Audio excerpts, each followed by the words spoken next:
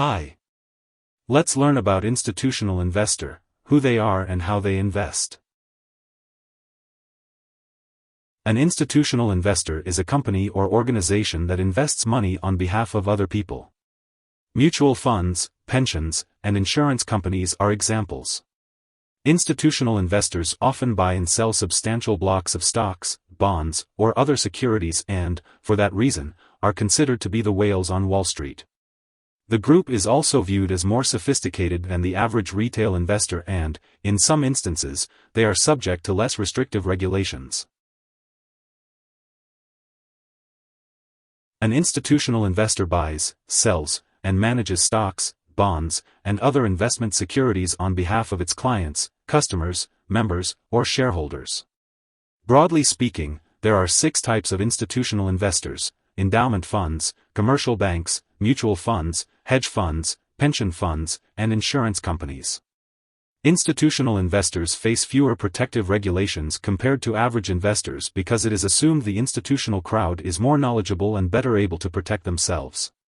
Institutional investors have the resources and specialized knowledge for extensively researching a variety of investment opportunities not open to retail investors. Since institutional investors can move markets, retail investors often research institutional investors' regulatory filings with the Securities and Exchange Commission to determine which securities the retail investors should buy personally. Retail and institutional investors are active in a variety of markets like bonds, options, commodities, forex, futures contracts, and stocks. However, because of the nature of the securities and the manner in which transactions occur, some markets are primarily for institutional investors rather than retail investors. Examples of markets primarily for institutional investors include the swaps and forward markets. Retail investors typically buy and sell stocks in round lots of 100 shares or more. Institutional investors are known to buy and sell in block trades of 10,000 shares or more. Because of the larger trade volumes and sizes, institutional investors sometimes avoid buying stocks of smaller companies for 2 reasons. First, the act of buying or selling large blocks of a small, thinly traded stock can create sudden supply and demand imbalances that move share prices higher and lower. In addition, institutional investors typically avoid acquiring a high percentage of company ownership because performing such an act may violate securities laws. The largest private asset manager is BlackRock, which holds about $10 trillion in assets under management as of 2022. Note that most of these assets are held in the name of BlackRock's clients; they are not owned by BlackRock itself. An institutional investor is an entity that makes investments on behalf of someone else. They gather insight and analytical data to make investment decisions that are expected to generate returns for their clients, customers, members, or shareholders. Institutional investors make money by charging fees and commissions to their members or clients. For example, a hedge fund may charge a certain percentage of a client's investment gains or total assets.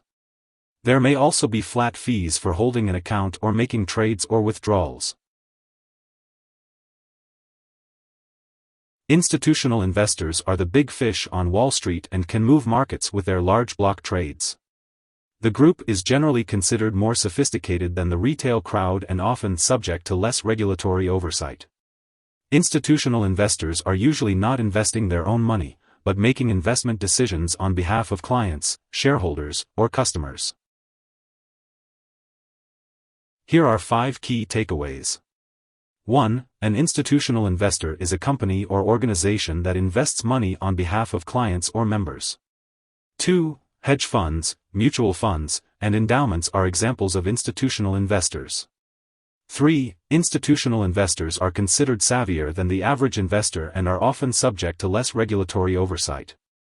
4. The buying and selling of large positions by institutional investors can create supply and demand imbalances that result in sudden price moves in stocks, bonds, or other assets. 5. Institutional investors are the big fish on Wall Street. Hope this would help. Thanks for watching.